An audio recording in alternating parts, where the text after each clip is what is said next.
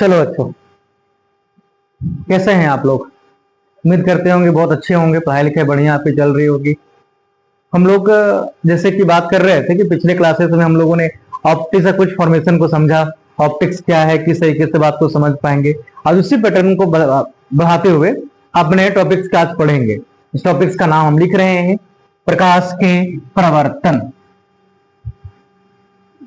प्रकाश के प्रवर्तन, इस इंग्लिश में हम लोग बोलते हैं reflection of light. Reflection of light. ये क्लासेस 10th और 12th वाले बच्चों के लिए काफी इंपॉर्टेंट रहेंगे। रिफ्लेक्शन ऑफ लाइट हम पढ़ेंगे। तो रिफ्लेक्शंस का मतलब ये है कि हमने आपको प्रकाश बताया कि प्रकाश वह एक भौतिक कारक है जिसकी सहायता से हम किसी वस्तु को देख सकते हैं। लेकिन क्या देखने के लिए प्रकाश की आवश्यकता है? लेकिन कौन कौन सी घटना है, उस घटने में आज की चर्चा करेंगे प्रकाश के प्रवर्तन का। प्रकाश के प्रवर्तन का ये कहता है कि प्रकाश को किसी सतह से टकराकर लौटने की घटना को प्रकाश का प्रवर्तन कहते हैं। ये परिभाषा वैलिड तो करता है, लेकिन साइंस को इस बात को मानना है कि प्रकाश को किसी प्रवर्तक सतह से टकराकर लौटने की घटना को प्रकाश का प्रवर्तन कहते हैं। आने वाले किरण को आपतित किरण, जाने वाले किरण को प्रवर्तित किरण, और इसके साथ कोण को जो डिफाइन करेंगे उसे हम कहेंगे अभिलंब, जिसे नॉर्मल कहेंगे। इस एंगल को हम कहेंगे आपतन कोण, इस एंगल को कहेंगे प्रवर्तन कोण, और इस सतह को बोलते हैं रिफ्लेक्टेड सरफेस या प्रवर्तक सरफेस के नाम से हम लोग जानेंगे। लेकिन मैटर ये बनता है कि सर प्रकाश के प्रवर्तन के लिए प्रवर्तक सतह होना कितना जरूरी है? अगर सतह प्रवर्तक नहीं होगा तो दर्पण के प्रवर्तन को दिखा नहीं पाएंगे, ऑब्जेक्ट चमकीला नहीं होगा। अगर चमकीला नहीं होगा या किसी वस्तु को देखना है तो हमें प्रकाश के प्रवर्तन को चाहिए। तो प्रकाश को किसी सतह से टकराकर लौटने की घटना को प्रकाश का प्रवर्तन कहते हैं। प्रकाश को, इसकी परिभाषा लिख रहे हैं, प्रकाश को किसी सतह से टकराकर लौटने की घटना को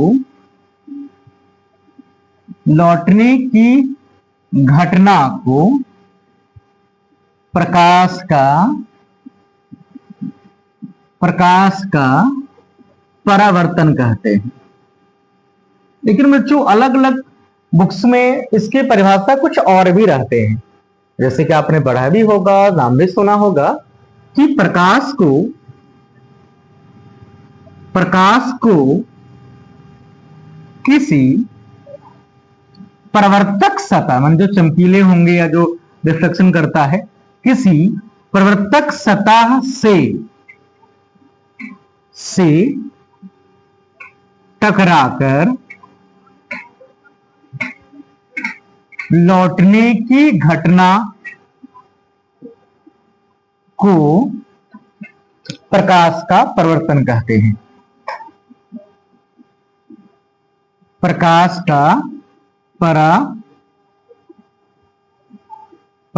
का परावर्तन कहते हैं।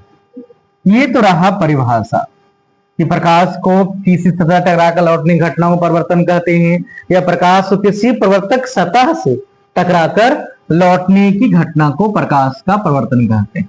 लेकिन बच्चों ये होता है कि सर देखना क्या प्रकाश का प्रवर्तन है? तो है, प्रकाश के वस्तु को देखना प्रकाश का प्रवर्तन तो है, लेकिन हम प्रवर्तन दो तरीके से पढ़ेंगे, एक रेगुलर, एक डिफ्यूज, यानी कि हम पढ़ेंगे नियमित और एक पढ़ेंगे विस्तृत। अब ये क्या है, बात को समझते हैं।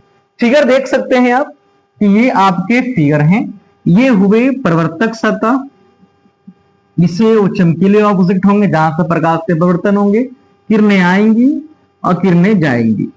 इस किरणें को, आने वाली किरणें को हम बोलते हैं आपतित किरण। मोड़कर, यानी कि दिशा में जो आपकी दिशा मोड़ते हैं उससे बोलते हैं परावर्तित किरण। और इसके बीच का एक नॉर्मल देते हैं जो अविलंब हमारा माना जाता है, इसे बोलते हैं नॉर्मल। इंग्लिश में नॉर्मल बोलते हैं और हिंदी में इसे हम अभिलंब कहते हैं। इसका काम है इसके बीच के एंगल को डिफाइन करना। ठीक है, अब रही बात की सतह का नाम क्या है। इस सतह का नाम है परावर्तक सतह, जहां से परिवर्तन होगा।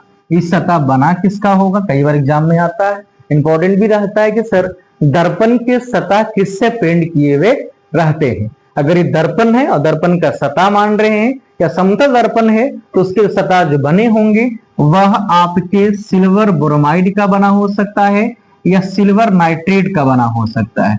ये सभी लोग अपने नोट्स में कंप्लीट करके रख ले, काम आपको देगा, एग्जाम में बहुत पूछे जाते हैं, खासकर 10th और 12th वाले बच्चों के लिए। अब आते हैं कि सर आगे बात करें, आने वाली किरणें होंगी।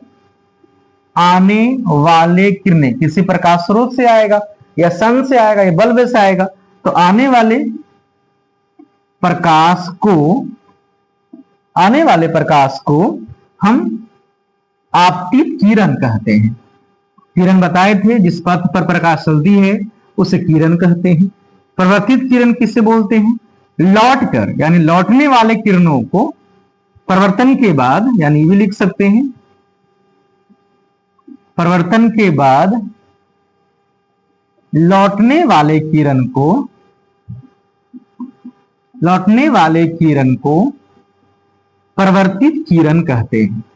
ये सभी लोग अपने नोट्स में लिखेंगे आप, परिवर्तित किरण कहते हैं। ये तो हुआ आने वाले किरणों को हम आपतित किरण और परिवर्तन के बाद लौटने वाले किरणों को हम परिवर्तित किरण कहते हैं। ये कौन, इस एंगल को हम आई कहेंगे, इस एंगल को आर कहेंगे। इससे क्या मतलब है कि अगर अभिलंब और आपतित किरण के साथ जो बना कोण होगा उसे हम आपतन कोण कहेंगे। लेकिन क्या फायदा है इसे पढ़ने का आपतन कोण का, हम क्यों बनाएंगे। तो सभी लोग हम जानते हैं कि प्रकाश किसी न किसी कोण से आएगा और परिवर्तन के बाद किसी न किसी कोण से टकराकर वापस लौटेगा। तो लौटने के लिए हमें जो किरण का साथ कोण बनाना होगा उसे ही हम आपतन कोण और उसे ही परिवर्तन कोण कहेंगे, जो बीच के नॉर्मल दिखाई देंगे। तो हम इस बात को लिख सकते हैं कि अगर कोई हमसे बात करे कि आपतन कोण क्या होगा, तो आपतन कोण के लिए परिभाषा बनेंगे आपतित किरण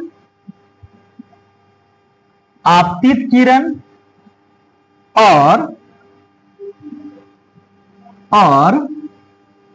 अभिलंब, आपतित किरण और अभिलंब के साथ बने कोण, अभिलंब के साथ बने कोण आपतन कोण कहलाते हैं।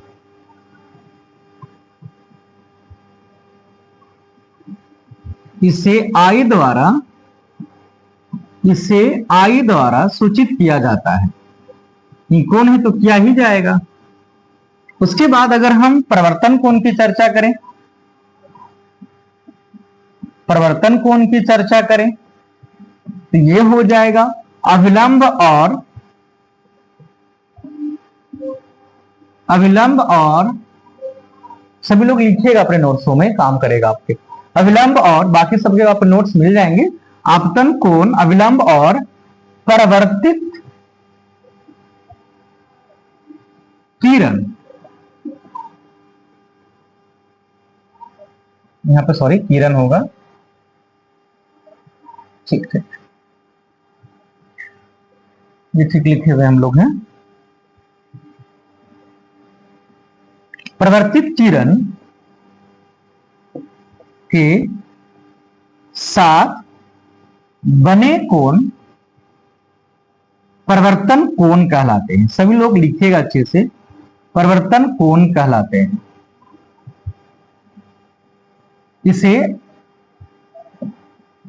इसे आर द्वारा सूचित किया जाता है। ये तो रहा दो चीज जो आप पढ़े भी हैं, पढ़ते भी हैं और हम आपको पढ़ा भी रहे हैं कि आपतित किरण, आने वाले किरण को आपतित कहेंगे, लौट कर जाने वालों को परिवर्तित कहेंगे। लेकिन आपतन कोण क्या बना, आपतन कोण बना आपतित किरण और अभिलंब के साथ बने कोण आपतन कोण और अभिलंब और परिवर्तित किरण के साथ बने कोण को हम परिवर्तन कोण कहें। अब इस बिंदु का नाम बनता है आपतन बिंदु। आपतन बिंदु किसे कहेंगे? आपतित किरण, परिवर्तित किरण और इस बिंदु पर डाला गया अवलंब जिस बिंदु पर रहता है उसे ही हम आपतन बिंदु कहते हैं। या जहां जिस तीनों लाइन मिल जाते हैं, रेखाएं मिलती हैं या किरणें मिलती हैं, उसे भी हम आपतन बिंदु के नाम से जानते हैं। ये सतह है तुम्हारा, सतह प्रवर्तक है। आप इसे समतल सतह के नाम से भी देख सकते हैं। ये आपके समतल सतह भी हैं जो प्रकाश के परिवर्तन को एक बेहतरीन तरीके से समझाता है। आते हैं बच्चों आगे। ये रहा आपतन कोण, ये रहा परिवर्तन कोण, एंगल आई और एंगल आर। अब इससे कुछ नियम हैं। नियम का मतलब क्या है कि सर नियम कैसे वैलिड करेंगे से बताइए। तो नियम के लिए मतलब है कि इसको समझना क्या है। तो समझना क्या है कि प्रकाश के परिवर्तन के दो नियम होंगे। प्रकाश के परिवर्तन के नियम। तो नियम कितने होते हैं इसके? दो नियम हम पढ़ेंगे। नियम का मतलब है कैसे वैलिड करता है, दो नियम है। पहला नियम हम बात कर लेंगे कि आपतित किरण, अपवर्तित किरण और आपतन बिंदु पर डाला गया अभिलंब, लिख दे रहे हैं हम आपको, लिखने में आसानी होगा। आपतित किरण, परावर्तित किरण और हेलो बच्चों, आइए बात करते हैं हम लोग पिछले क्लास में जो बात अभी जो बात कर रहे थे उसको बस इधर के वजह से कुछ हुए हैं, बात करते हैं। हम पढ़ रहे थे प्रकाश के परिवर्तन के नियम, दो नियम पढ़ेंगे। पहला नियम बात कर रहे थे आपतित किरण, परिवर्तित किरण और आपतन बिंदु पर डाला गया अभिलंब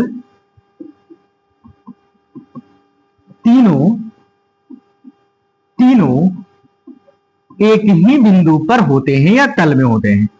एक ही बिंदु पर होते हैं, ये सभी आप लिख के चलेंगे। या एक ही तल में होते हैं, या एक ही तल में होते हैं। अभी बात कैसे प्रूफ होगा? पीछे वाले फिगर में आइए। पीछे वाले फिगर हम क्या लिखवाए थे या बात कर रहे थे?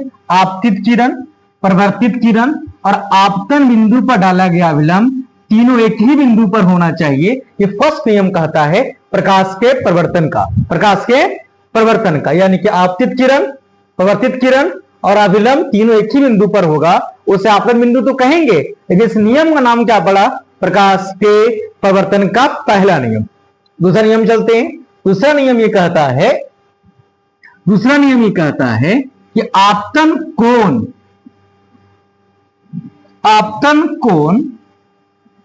परिवर्तन कोण के बराबर होता है। आपतन कोण परावर्तन कोण के बराबर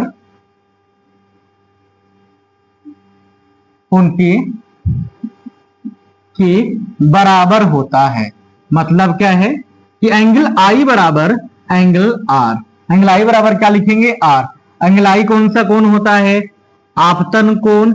एंगल आर कौन सा कोण होता है? परावर्तन कोण। फिगर फिर से रिकॉल करते हैं, पीछे चलते हैं हम लोग बच्चों। ये एंगल हमारा आई एंगल क्या है? आर है। जितने एंगल से बनेगा उतने ही एंगल से बनना चाहिए। अगर 30 डिग्री का है तो 30 डिग्री का होगा, 60 तो 60। अगर परपेंडिकुलर आती है तो लंबवत से लौट के चले जाएगी। उस कंडीशन में आपतन कोण भी 0 होगा और परिवर्तन कोण का भी 0 होगा। उसे हम समतल दर्पण का परिवर्तन कहेंगे। यानी कि जितने कोण से आपतित किरण आएगी उतना ही कोण से परिवर्तित किरण आएगी, तभी ये प्रकाश के परिवर्तन के नियम को वैलिड करेगी। यानी आई बराबर आर, इसे भी साइन आई बराबर साइन आर को भी हम लिख सकते हैं। साइन आई बराबर साइन आर भी हमारे पास कोण है। एंगल आई बराबर एंगल आर लिखे या साइन आई बराबर साइन आर लिखे। ये प्रकाश के परिवर्तन के दो नियम। पहला नियम क्या बताए?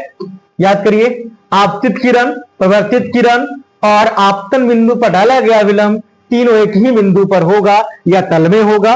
दूसरा क्या बात किए? आपतन कोण परिवर्तन कोण के बराबर होता है। यानी आपतन कोण बराबर परिवर्तन कोण, जितना कोण से आपतन आएगा उतना ही कोण से परिवर्तन भी होगा। अब ये आता है कि सर प्रकाश के गुण भी तो हैं जो आप दिखाना चाह रहे थे, तरंगदैर्घ्य, इसके कुछ प्रॉपर्टीज हैं, तरंगदैर्घ्य का होना, आवृत्ति का होना, वेग का होना, अलग अलग माध्यमों का वेग अलग अलग बताए, तरंगदैर्घ्य भी अलग होगा, तो आवृत्ति से बदलता क्या है? तो जब प्रकाश का परिवर्तन होगा, यानी किरणें आएंगी और किरणें जाएंगी, इस तरीके से हम फिगर आपको दिखाएं, ये आपके नॉर्मल बन जाएंगे, तो आप पर प्रकाश के परिवर्तन में, यानी कि जब ये रिफ्लेक्शन होगा, जब रिफ्लेक्शन होगा, तो आपके पहले स्टेप में माध्यम चेंज नहीं करेगा, माध्यम नहीं चेंज करेगा। मतलब हवा में तो हवा में गए, कांच तो कांच में ही रहे, हाँ या ना? तो माध्यम पहली बात चेंज नहीं करेगा। जब माध्यम चेंज नहीं होगा तो इसका तरंगदैर्घ्य भी चेंज नहीं होगा, इस बात को ध्यान रखेंगे। तरंगदैर्घ्य भी चेंज नहीं होगा, आवृत्ति भी चेंज नहीं होगा, आवृत्ति भी नहीं बदलेगा, और उसके बाद आपका वेग भी नहीं बदलेगा, क्योंकि माध्यम ही नहीं है। तो माध्यम जब चेंज होगा, माध्यम चेंज होगा, तब हम बात करेंगे तरंगदैर्घ्य चेंज होगा, आवृत्ति चेंज होगा, वेग चेंज होगा। लेकिन जब ये नहीं है तो कोई चेंज नहीं होगा। लेकिन एम्पलीट्यूड, जिसे हम कहते हैं आयाम, ये बदलेगा, आयाम ये बदलता है। आयाम का मतलब होता है कि फिक्स टाइम में जो ऊपर नीचे का हम मोशन दिखाते हैं वो एम्पलीट्यूड होता है। जो भी टाइम लेके फिक्स बिंदु से ऊपर नीचे आने को आयाम कहते हैं। तो इसमें क्या है, तरंग जब पढ़ेंगे तो देखेंगे कि एम्पलीट्यूड का मान कैसे चेंज करता है। बस अभी आपको इतना याद रखना है कि प्रकाश के परिवर्तन में माध्यम नहीं बदलता है, तरंगदैर्घ्य नहीं बदलता है, आवृत्ति नहीं बदलता है, वेग नहीं बदलता है। बदलता क्या है? एम्पलीट्यूड का मान बदलता है, आयाम का मान बदलता है। इस पर चर्चा करेंगे हम कि आयाम कैसे बदला और क्यों बदला। फिलहाल इतना आप याद रखें। अब आते हैं कि प्रकाश के परिवर्तन समझ में आया कि प्रकाश को किसी प्रवर्तक सतह से टकराकर लौटने की घटना को प्रकाश का परिवर्तन कहते हैं, या प्रकाश को किसी सतह से टकराकर उसी माध्यम में, यदि बोलना सही होगा, उसी माध्यम में लौटने घटना को प्रकाश का परिवर्तन कहते हैं। लेकिन अब ये मुद्दा होगा कि परिवर्तन दो तरीके से पढ़ पाएंगे। यानी परिवर्तन की अगर बात करें तो प्रकाश के जो परिवर्तन हैं, प्रकाश के जो परिवर्तन हैं वो दो टाइप से हम बात कर पाते हैं। एक प्रकार पढ़ते हैं रेगुलर, यानी नियमित परिवर्तन, अच्छे से सुनना और लिखना आप लोग। दूसरा विसरित परिवर्तन, दूसरा विसरित परिवर्तन, इस इंग्लिश में बोलते हैं रेगुलर, रेगुलर रिफ्लेक्शन, इसको बोलते हैं डिफ्यूज,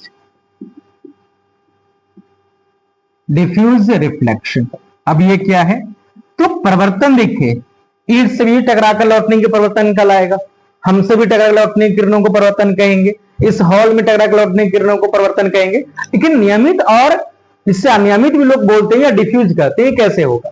तो नियमित का मतलब है कि वैसे प्रकाश के परिवर्तन जो किसी दर्पण पर, समतल दर्पण पर प्रकाश या अन्य स्रोत से आती हो और परिवर्तन के बाद एक फिक्स या फिर एक निश्चित दिशा में मुड़ जाती हो, उसे हम नियमित प्रकाश के परिवर्तन कहते हैं। कैसे? इस परिभाषा को ढंग से सुनना और हम लिखेंगे। नियमित परिवर्तन किसे कहते हैं? नियमित का मतलब है जो दो नियम को पालन करे, आपतन कोण बराबर परिवर्तन कोण को फॉलो कर जाए, या आपतित किरण, परिवर्तित किरण और आपतन बिंदु पर डाला गया विलंब तीनों एक ही तल में हो। अब आते हैं नियमित परिवर्तन किसे कहते हैं।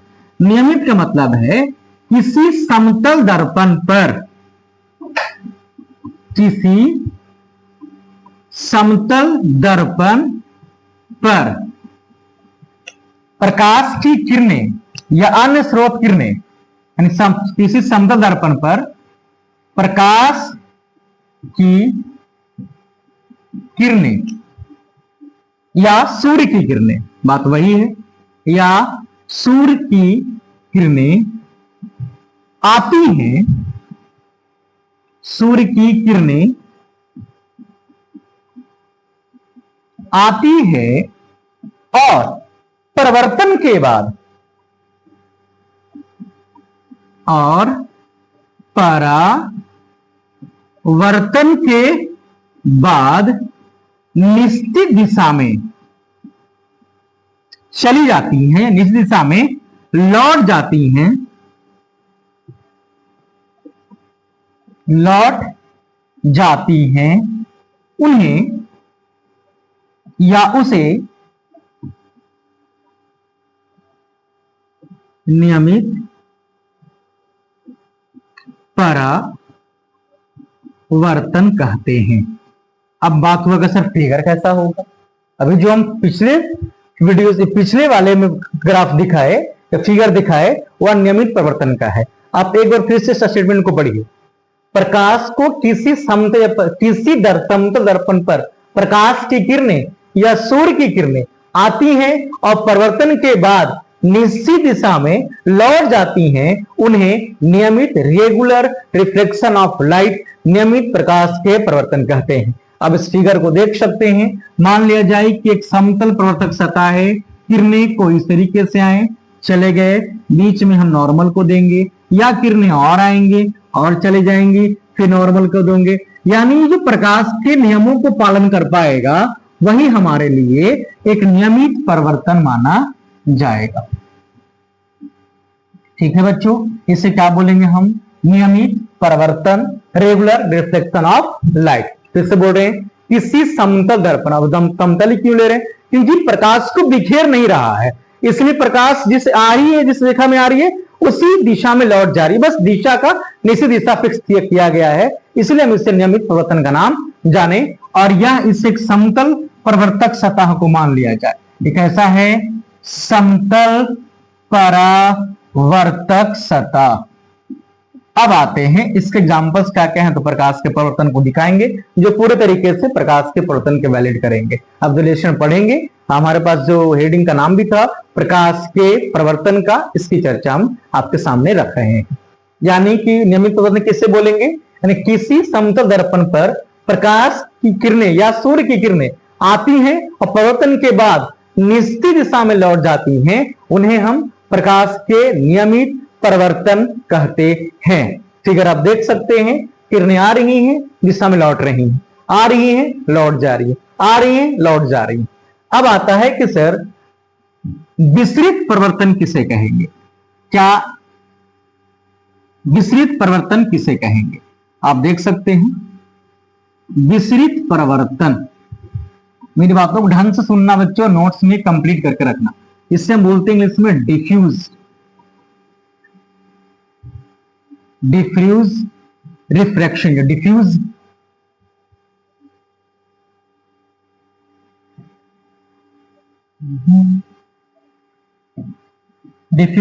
रिफ्लेक्शन। चले आते हैं, बात कहा जाता है किसी खुरदरे सतह पर जब प्रकाश की किरणें आती हैं तो किसी निश्चित दिशा में ना होकर वह फैल जाती हैं, इसे हम विसरित परिवर्तन कहते हैं। किसी खुरदरे सतह पर या तल पर प्रकाश की किरणें आती हैं और आने के बाद किसी निश्चित दिशा में ना होकर चारों दिशाओं में फैल जाती हैं, उसे हम प्रकाश के विसरित परिवर्तन कहते हैं। किसी वस्तु को देखना, किसी वस्तु को आप आसपास इलाके में जो भी देखते हैं वह एक विसरित परिवर्तन का उदाहरण है। लेकिन नियमित का क्या है? नियमित का ये उदाहरण है कि अगर हम इस डायग्राम पे या इस वस्तु जहां से हो रहा है, अगर अपने आंख को रखेंगे तो वह दर्पण चमकीला दिखाई देगा या वस्तु चमकीला दिखाई देगा। इसका एग्जाम्पल है नियमित परिवर्तन का होना, और फैल कर दिखाई देना वो क्या है? विसरित परिवर्तन का उदाहरण है। बात समझ में आ रही है? यानी वस्तु को चमकीला देखना, यानी कि नियमित परिवर्तन में क्या था कि अगर हम किसी समतल दर्पण पर प्रकाश को या प्रकाश या सूर्य किरणें आती हैं और निश्चित दिशा में लौट जाती हैं, या उसी माध्यम में लौटने का तो है ही, निश्चित दिशा में लौट जाती हैं, उसे हम बोलते हैं नियमित परिवर्तन। इस पर अपने आंखों को रखेंगे तो ऑब्जेक्ट चमकीला दिखाई देगा। जैसे कभी कभी क्या होता है जैसे व्हाइट शर्ट हम पहन के रखें तो आपको चमकता दिखेंगे, या फिर कहीं बोर्ड चमकेगा या आसपास के लाइट वाइट चमक जाते हैं। यह एक नियमित परिवर्तन का एग्जाम्पल देखा जा सकता है। हम विस्तृत बात कर रहे हैं, इसकी परिभाषा लिखेंगे किसी खुरदरे मैंने उबड़ खाबड़ खुरदरे, सतह या तल पर प्रकाश की किरणें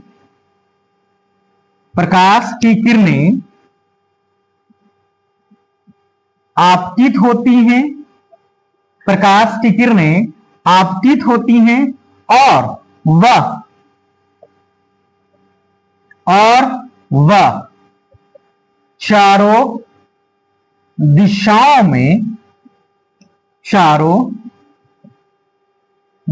में फैल जाती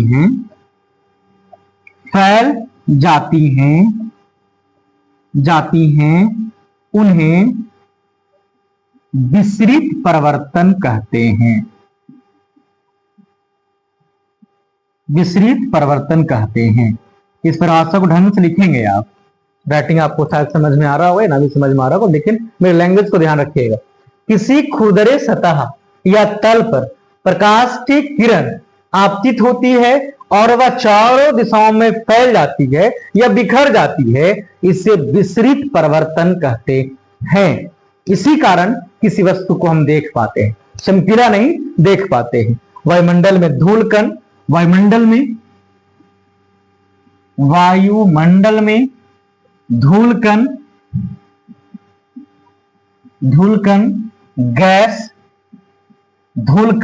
गैस इत्यादि से होने वाला परावर्तन एक विसरित परिवर्तन का उदाहरण है। एक विसरित परिवर्तन है या उदाहरण है। बात समझ में आ रही बच्चों? यानी वायुमंडल में जो धूलकण है, जलवाष्प है, गैसेस हैं, उससे प्रकाश को फैलने की जो प्रक्रिया है वह विसरित परिवर्तन कहलाता है। लेकिन और भी गुण पढ़ेंगे जैसे सारी क्लास बढ़ाएंगे आपको। तो आज के टॉपिक से हम बात कर रहे हैं प्रकाश के परिवर्तन। दो टाइप्स के पढ़े, नियमित और अनियमित। जो प्रकाश चमकीला दिखाई देगा नियमित होगा, और जो प्रकाश फैल जाएगा तब इस में जिसके वजह से हम देख पाते हैं वह हमारा होगा विसरित परावर्तन। इसके फिगर आप देख सकते हैं कि सरफेस ऐसे रुखड़ा है और किरणें आ रही हैं, इस तरीके से मुड़ जा रही हैं, आई हैं ऐसे चली गई हैं, आई हैं इस तरीके से मुड़ के चली गई हैं। ये एक विसरित परिवर्तन का उदाहरण हो सकता है। तो तभी इस में फैलती हुई हमको दिखाई देंगी बच्चों। क्लियर है? हम आगे बात करते हैं। सतह कैसा है? खुरदरा सतह। अब आता है कि सर कई सारे एग्जामों में कुछ क्वेश्चन रहता है कि माना कि सर ये आपका समतल दर्पण है या प्रवर्तक सतह है जो प्लेन है। कैसा है? प्लेन है। जिस सतह से परिवर्तन होता है उसे प्रवर्तक सतह कहते हैं। बोर्ड पर लिख देते हैं आपको हम। यानी कि सर ये किरणें आई हैं और ये किरणें लौट कर गई हैं। ये है तुम्हारा नॉर्मल जो आपके कोण को बताएगा। I बराबर R। आने वाली किरणों को हम आपतित किरण इंसिडेंस रे के नाम से जानेंगे। लौट कर जाने वाली किरणों को हम परावर्तित किरण के नाम से जानेंगे। और इसके बीच का जो कोण डिफाइन कर लेता है उसे हम अभिलंब या नॉर्मल कहते हैं। इस बिंदु को आपतन बिंदु कहते हैं। और इस सतह को, जिस सतह से परिवर्तन दिखाई दिया उसे हम बोलते हैं प्रवर्तक सतह। प्रवर्तक सतह। अगर ये 30 डिग्री का है तो ये भी 30 डिग्री का होगा। अगर ये 60 डिग्री का बन पा रहा है तो ये भी 60 डिग्री का बनेगा। यानी आपतन कोण जितने डिग्री का होता है उतना ही कोण परिवर्तन कोण, उतना ही कोण का उतने डिग्री का परिवर्तन कोण होता है। हाँ, कभी कभी एग्जाम में रहता है कि सर ये अगर 30 डिग्री का है तो ये कितना डिग्री का होगा। तो बाई फिगर आप देख सकते हैं। कुछ क्वेश्चन भी हम इसमें कराएंगे आपको अच्छे लेवल्स का। अगर ये 30 डिग्री का बनता है तो ये कितना डिग्री का हमारे लिए बनेंगे। तो याद करें ये पूरे 90 डिग्री का कोण के साथ बनता है। तो अगर ये 30 है तो ये 90 होगा। ठीक है, 90 नहीं 60 हो जाएगा। तो ये भी 60 हो जाएगा और ये कितना हो जाएगा 30 डिग्री का होगा। ये 30 है तो भी 30 है। देखिए सभी का मान 180 डिग्री के बराबर होंगे। 60 60 120 और 60 180 डिग्री। तो कभी कभी छोटे मोटे क्वेश्चन रहते हैं जो हम लोग को बनाने के लिए मिलते हैं। यानी आपतन कोण परिवर्तन कोण के बराबर होता है। तो आज हम प्रकाश के परिवर्तन को सीखे, फिर दर्पण सीखेंगे, दर्पण के टाइप्स को सीखेंगे, दर्पण कितने टाइप्स के होंगे, लेंस फार्मूले को पढ़ेंगे, दर्पण फार्मूले को पढ़ेंगे, आवर्धन पढ़ेंगे। इसके लिए आज की क्लास को इतना ही रखते हैं बच्चे। हम लोग अगले क्लास में अच्छे और पढ़ेंगे, जैसे जैसे क्लास और बढ़ेंगे और आपको इंटरेस्ट लगेगा, मजा आएगा। चैनल को सब्सक्राइब करें, लाइक करें और करें। बाय बच्चे।